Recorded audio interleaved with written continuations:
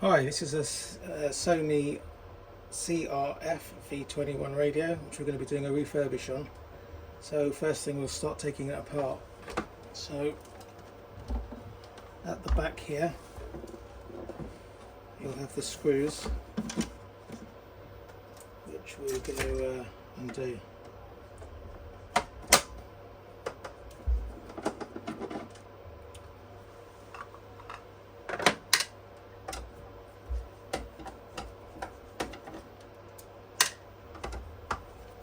At the back of this radio, back cover goes all the way down to the sides, so you've got to be very careful you don't crack the casing, because these are obviously 30 odd years old. They can be quite fragile and brittle.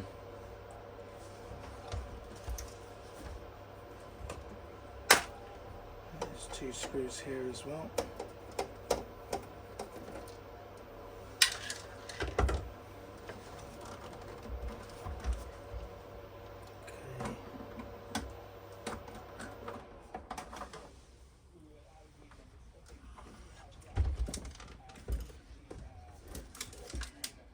Something rattling around in the bottom there.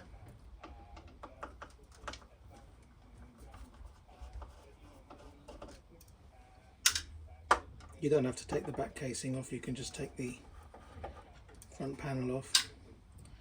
I like to undo the bottom as well.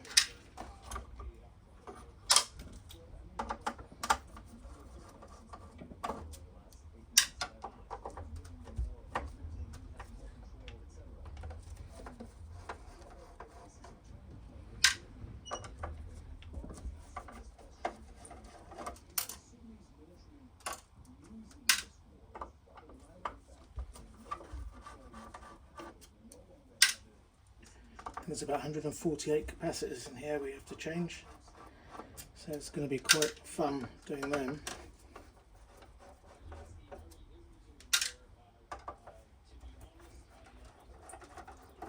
These are solid metal inside these radios as well, which is rather good. Okay.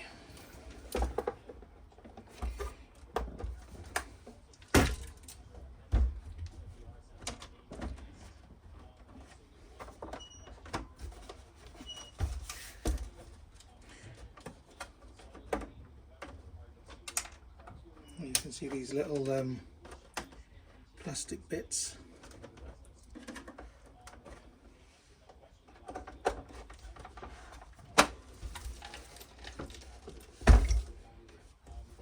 One more screw.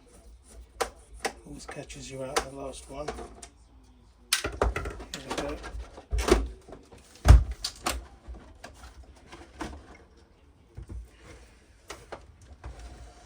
Right, then in here you're going to have your battery compartment,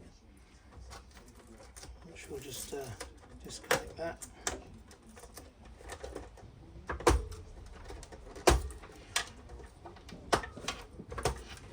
And your back cover will come away. And here you can see you've got your light, and then if you can hear a little clicking noise. And there's a little micro switch there, which activates when the light is moved up from the back, and that will activate the light.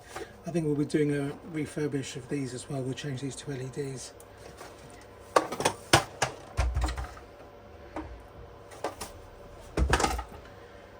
Right, here we go. So we'll start taking out the boards. There's a main board right at the top here. That's the power board.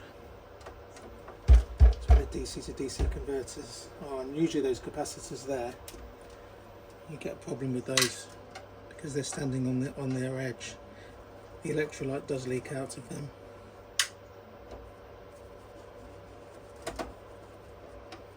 They're nice radios to work on, these.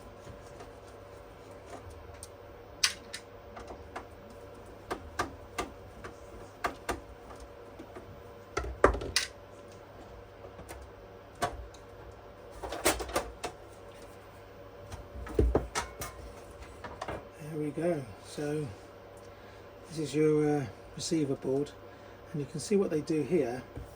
They put gel around the CPUs. It's like a rubbery kind of gel. On my particular radio I had dry joints on there. As you were pushing them you could see the pins moving up and down, so I had to get some special chemical to take all the glue off and then rework all the chips.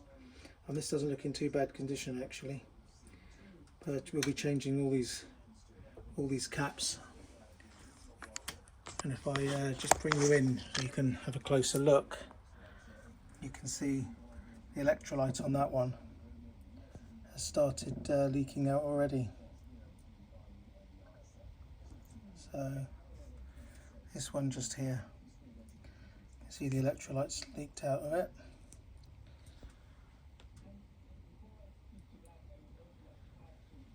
But generally it doesn't look in too bad condition. Sometimes these regulators go as well. They do go short circuit.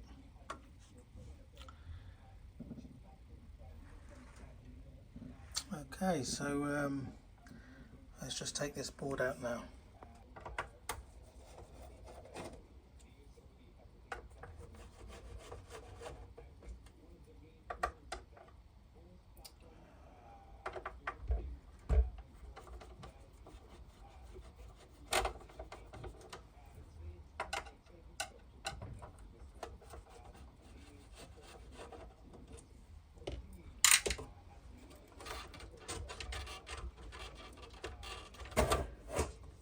There's a little bracket here on the side holding this one.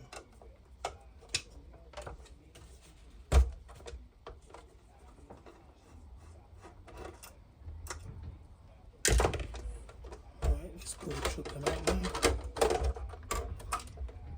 It's always a good idea when you've got your attenuator switch. There's this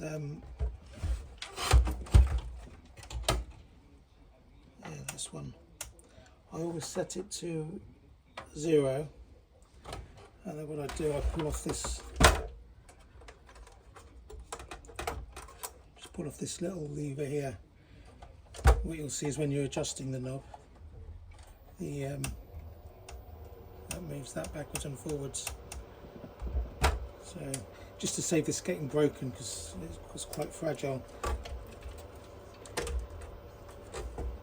And that's what we want under here. There's your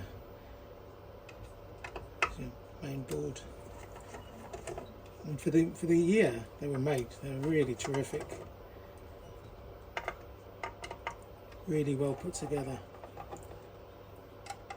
And that shielding and stuff that goes on is quite good.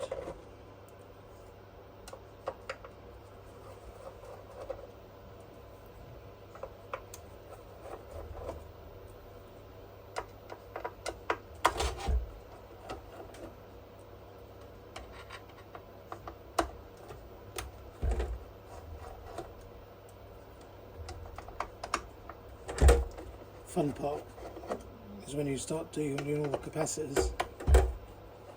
I don't mind doing the capacitors, they're quite a nice thing to do, but when you've got ones with leaking acid out of there, you'll have to wear protection so you don't breathe in the toxic fumes. Just get rid of this thick cover plate and you should see the power board.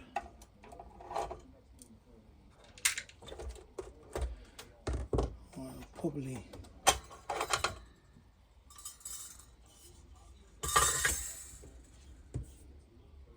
okay, the capacitors in question.